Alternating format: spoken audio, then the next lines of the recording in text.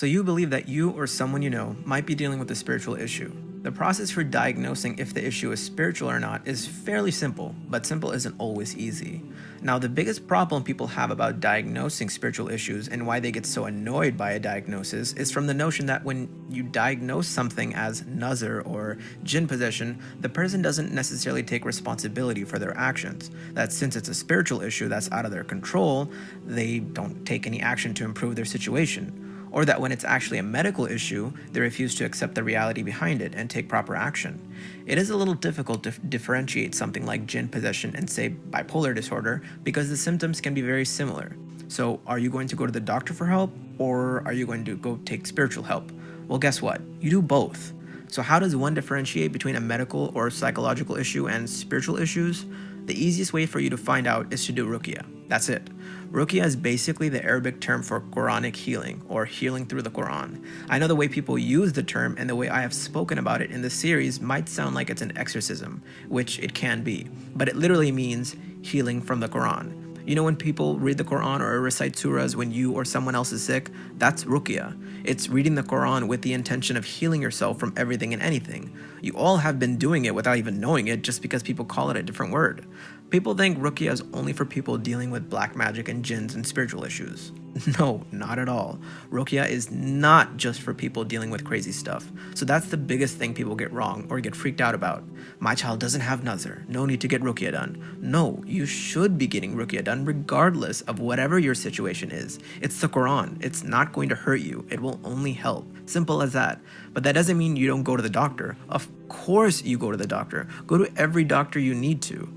The Quran is said to have the cure to every ailment, and if you have read the translation of the Quran, then you know that each surah and each ayah relates to something very important for us as Muslims. Let's take the simplest example, the four quls. Each of those surahs came down for a very specific reason, and we know that to be for protection. Surah Falaq is a surah to protect against magic, and Surah Nas is a surah to protect against the whispers of shaitan. Those are the pretty basic surahs that everyone knows about. Now obviously, the Quran is filled with verses that can protect against various things, so it's just a matter of knowing which surah or ayah you need to recite. So the way we differentiate between a spiritual or medical problem is from the reaction of the ruqya. When you are looking to diagnose a spiritual issue, what we are looking for is basically some sort of reaction from the patient. Now, I don't know what else to call them, so we're just going to call them patients. Reciting the Quran or listening to the Quran should not cause you any type of pain. Simple as that. That's the difference. If the Quran recitation somehow elicits a bad reaction for you, that usually means it's a spiritual issue. If you do not have any type of reaction, then usually that means you're good. Usually. Now, does everyone understand that? If you react badly to the Quran being recited on you, then there is a very high chance that you might have a spiritual issue. So here are the steps to doing ruqya. Number 1, perform wudu properly. Number 2, find a private and comfy spot. If you're sitting in a recliner chair or whatever, make sure it's facing the Kaaba. Or if you prefer to lie down on the floor, make sure your head is facing the Kaaba. Try not to do it on your bed, otherwise you will most likely fall asleep. Number 3, make your initial dua to Allah. Begin by repenting. That's very important. You must begin by making istighfar. I guess 50 times. It's just an arbitrary number. After making istighfar, you glorify Allah by saying Subhanallah or Allahu Akbar. And then you make your dua, which should include your intention that, oh Allah, I intend to do ruqya in order to cleanse me of all my afflictions.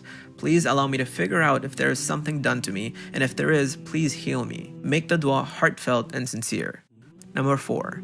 You should definitely have someone you trust be there with you during the ruqya. We don't know what type of reaction could happen, so it's best the first few times you have someone with you. Number 5. If you have a loudspeaker, play it inside the closed room. You can place it near your head. If not, you can play them on your headphones as well. Just make sure it's loud. Now, the upside to playing them on a speaker is that throughout the ruqya, you need to observe which words or which lines give you a reaction. If played on a speaker, your trusted friend can note down the words or ayahs for you as you react. Otherwise, if you wear your headphones, you will have to be responsible for making note of that. But don't worry, the first ruqya session should just focus on if there is even a reaction at all. And then after that, you can focus on the details. Number 6. It's the words or lines that you have a reaction to, along with the reaction itself, is what will help you diagnose what you're dealing with. There are 3 basic diagnoses: Ayn, which is evil eye, sihr, which is magic, and jinn possession. So during the ruqya, You might react to just one of those words, or two, or even all three. So say you react to Ain, which would mean you have evil eye.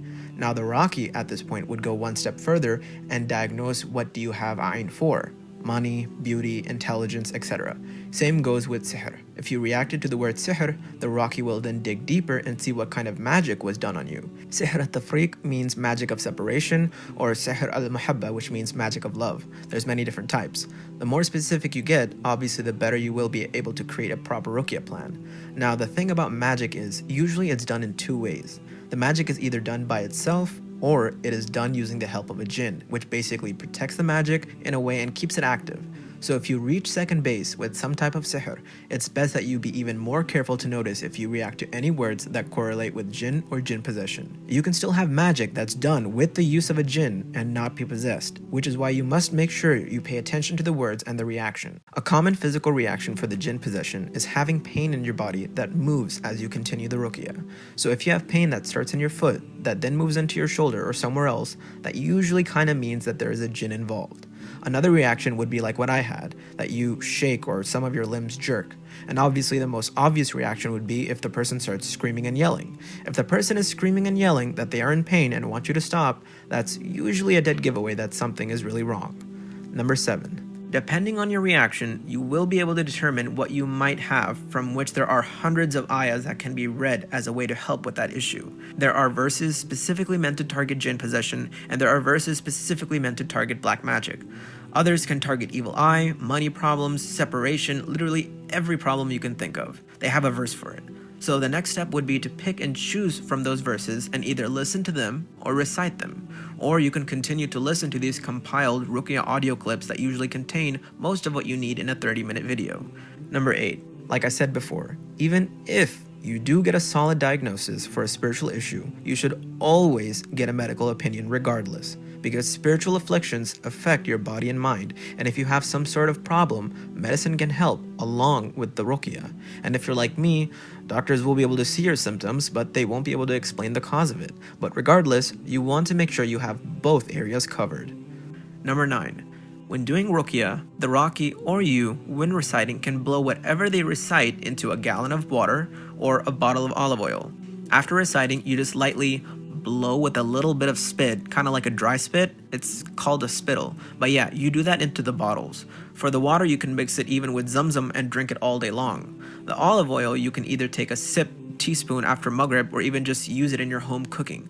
Same with the water. This is basically just Quranic water, so anyone can drink it. You don't have to be scared of drinking it. Like I said, it won't hurt you unless you got something wrong with you.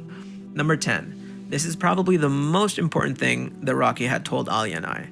The ruqya will not help you if you aren't doing the basics of Islam. If you don't have the foundation of prayer or you're doing major haram, you know very well that our sins are usually what's blocking our du'as from being accepted.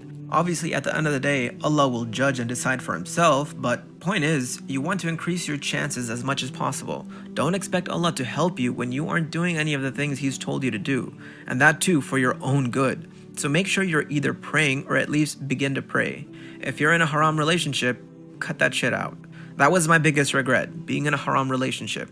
How did we expect Allah to bless a haram relationship? Yeah, our intentions were good and we wanted to make it halal, but that still doesn't make it okay for you to be in that haram relationship. Number 11. It is important to know that you might not get any type of reaction the first time, which is why you should do ruqya for at least a week. And if that sounds like a lot to you, well, hey, it's completely up to you if you want to get better. Also, if you notice that the patient in question is avoiding to do ruqya at all costs, that's also usually a red flag. Remember, Shaitan does not want you to improve or get rid of whatever that's been done on you, so Shaitan will do everything in its power to keep you away from the cure. Same thing happened with Alia. I mean, for God's sake, she called the cops on her parents because of how badly she didn't want to get ruqya done. Number 12. After doing ruqya, if you notice some odd side effects, just know it's completely normal. Usually people find themselves in pain or even having diarrhea. That's your body removing whatever it is inside of you, whether it's magic or jinn. Just like when you get a fever when you're sick, your body reacts and fights in the same way when it needs to remove a spiritual affliction. So don't panic. It's technically a good sign. Number 13. If you do plan on going to a Raqi, just know that the Raqi is not the one who heals you. That's the first thing that they tell you. All they do is recite the Quran. Everything else is in Allah's hands. You can go to the best Raqi in the country and not get a reaction, and go to a local imam and have a major reaction. You might find relief from the local imam and have absolutely no relief from the professional Raqi. Point is, it's Allah who gives the shifa, the healing, and it is His choice when He wants to give that shifa. Ironic enough, you just have to be patient. Number 14. This should go without saying, but do not go to any individual that tells you that they can guarantee your recovery or tell you that who's exactly behind the magic. No person can guarantee shifa, and no person can give you such information unless they are a magician. Now, I'm not talking about card trick and rabbit out of a hat magicians. These are individuals who use the jinn to get information about you and others, and they use the jinns to get the job done. This is haram. Now, this is a separate topic on its own on why these peers or babas are haram and why things like taweez are haram. How can you tell if the individual is a magician or not? Well, there are two major signs. A, if they ask you for your mother's name. B, if they ask to see a picture of you.